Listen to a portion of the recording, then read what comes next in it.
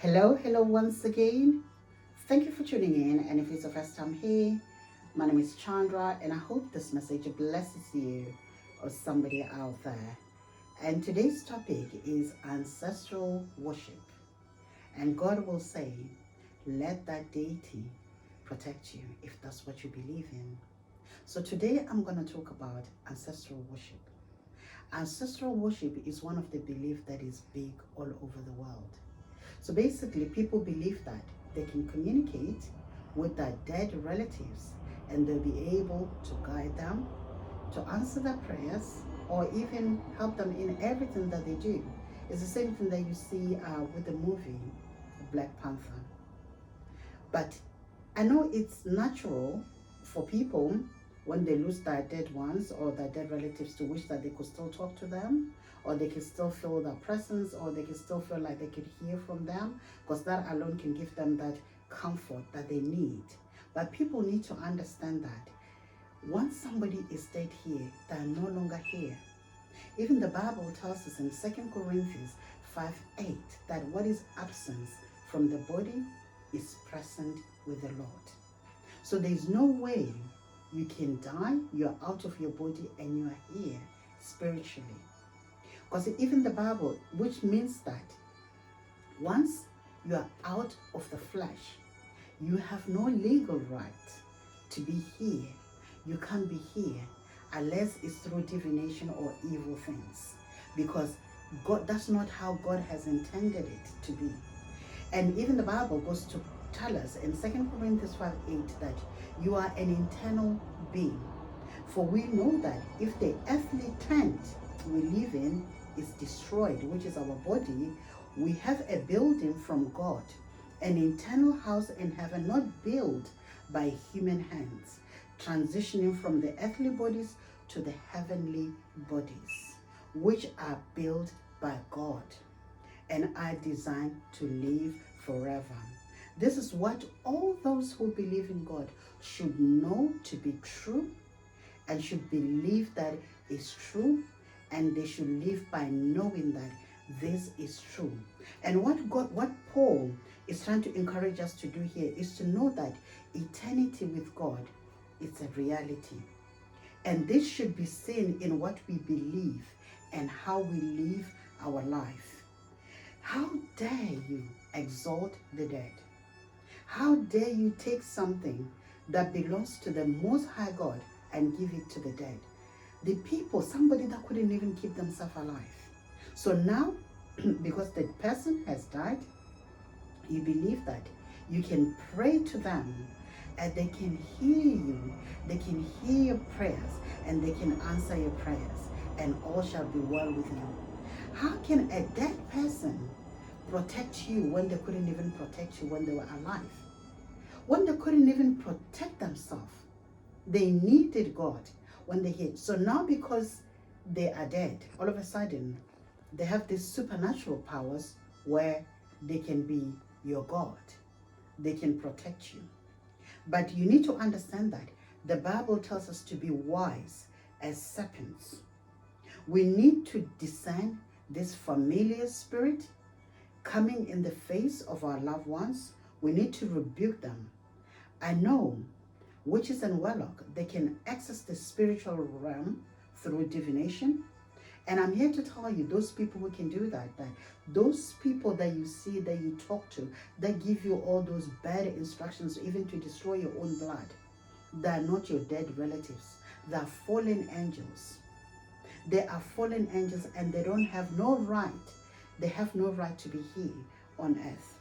Because you need to understand that demons have always disguised themselves as angels of light.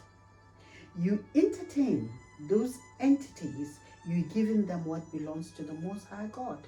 And how dare you exalt the dead over the Most High God, the creator of the heaven and earth, somebody who has given us life, who's created us in his own image, and he breathed in us, and who has the power over every creation.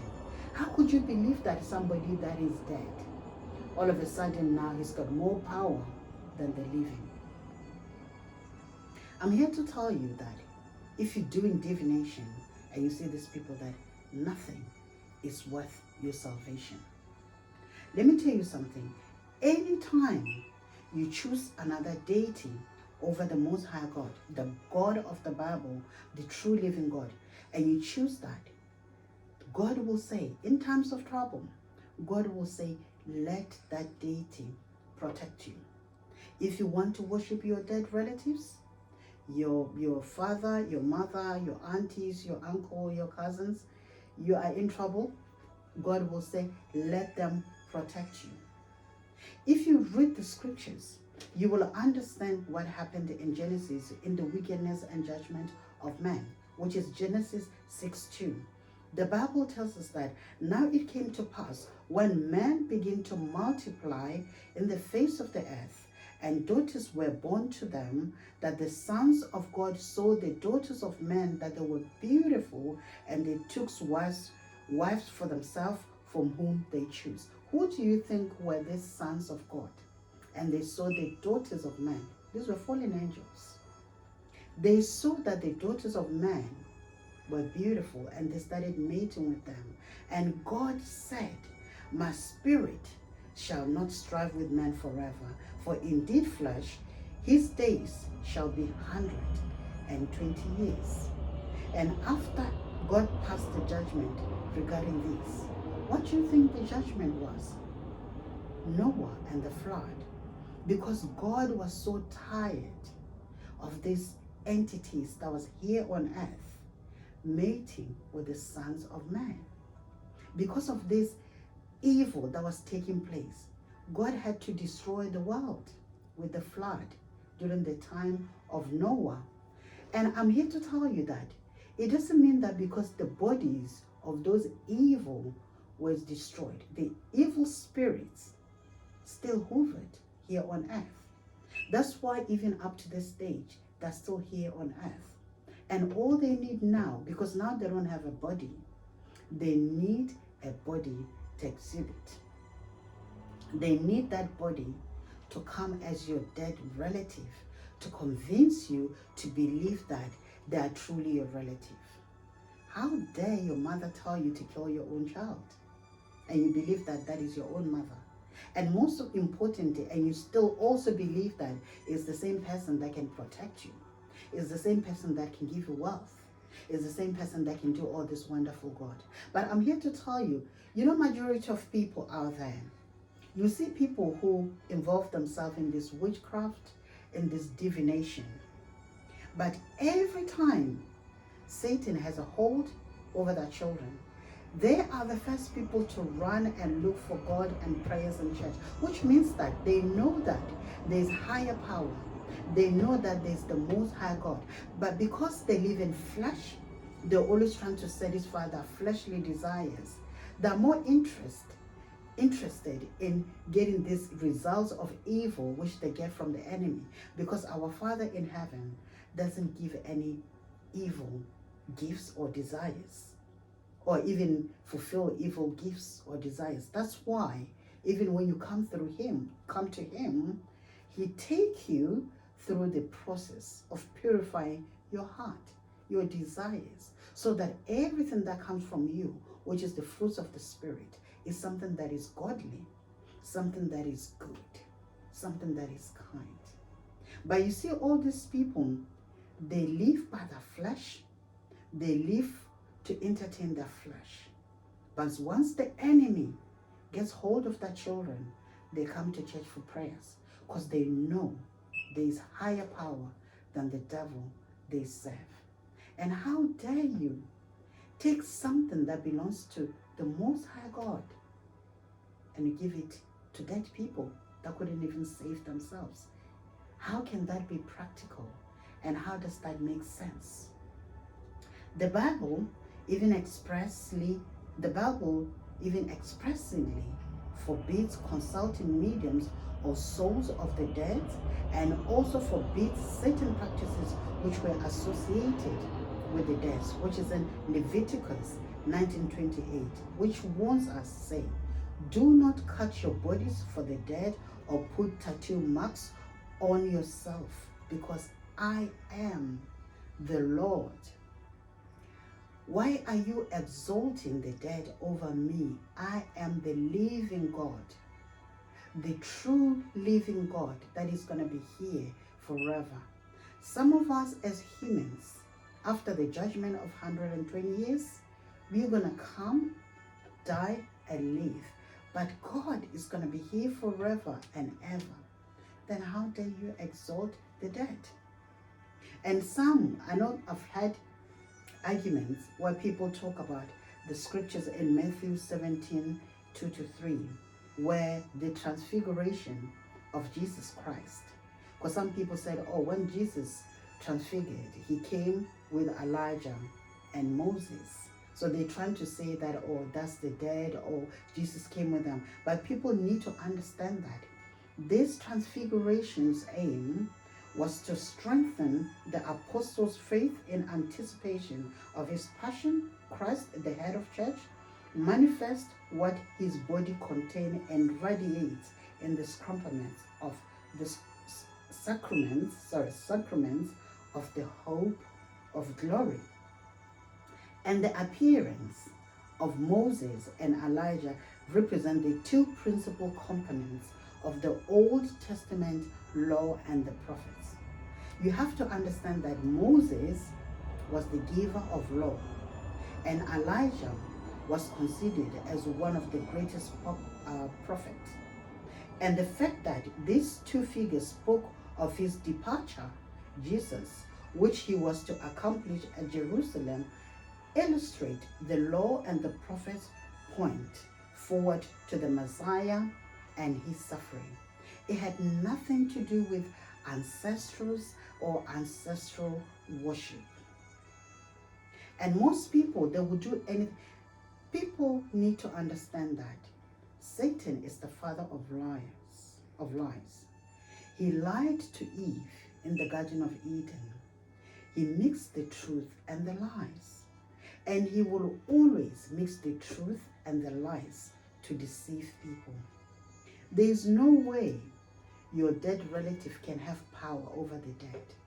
The scriptures told us that when God created us, he gave us dominion over everything here on earth. The fish on the earth, the animals, everything. Then how can the spirits have power over you? We have dominion over everything here on earth. How dare you exalt these spirits that masquerade themselves come with the face of the loved ones, and you truly believe that they can hear your prayers, they can answer your prayers, they can give you everything that you want, when we have the true living God.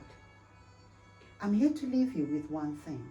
If they couldn't keep themselves alive, what makes you think that they can keep you alive? They couldn't save themselves. The only thing that can save you is Jesus Christ and the true living God, the God of the Bible, Ancient of Days, I am that I am. Because he's been here, he's going to be here, and he will always be here. He had the power. He has the power. And he will always have the power. And nothing is above him. And you keep on choosing that deity over Ancient of Days, he will say, in times of trouble, when you think you can run to church and ask him to help you or protect you, he will say to you, let that deity protect you. Since you believe in that deity, let it protect you. Let it be your God. I'm not here to help you. But you choose the Most High God. He becomes everything that you want him to be. You want him to be your protector? He will protect you. You want him to be your teacher? He will teach you. You want him to be your provider? He'll be your provider. You'll find Jehovah Nissi, Jehovah Jireh, Jehovah Raphael, Jehovah everything in him. Whatever you choose him to be, he'll become that. You're a widow, he will become a comforter to you. You are the fatherless, he becomes your father. Everything that you need, you find it in one God, the true living God, the God of the Bible. Not ancestors, not people that are dead, not people that couldn't keep themselves alive. Now they're dead, you exalt them over the Most High God. I'm here to tell you that if you believe in ancestors, you're wasting your time. You've been fooled, because that deity cannot protect you. That deity cannot answer your prayers. That deity can't be your provider. That deity can heal you. That deity can be your teacher. That deity can't prophesy life into your life when he's dead. That deity can't do anything. Those are familiar spirits that fool so many people around the world, and people fall into the traps and the lies of the enemy.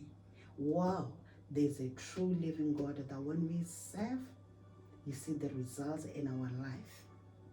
He built that hedge of protection over our lives, and he saves us, and whenever the enemy attacks us, he always gives us a way of escape. So I'm here to tell you, brothers and sisters, the only true and the only way is Jesus Christ. Nothing else, nothing more. You choose Jesus, you choose life, you choose everything that you need, because the earth and everything that is in it, it belongs to the Lord. Whatever we need, whatever we will have here, we will achieve it through Jesus, because remember, when he blesses, he adds no sorrow. We receive from him, we have everything in peace that surpasses understanding. So I hope you've been blessed by this message. And if you have, please like and share, subscribe to my channel. And thank you so much for watching. God bless you. Amen.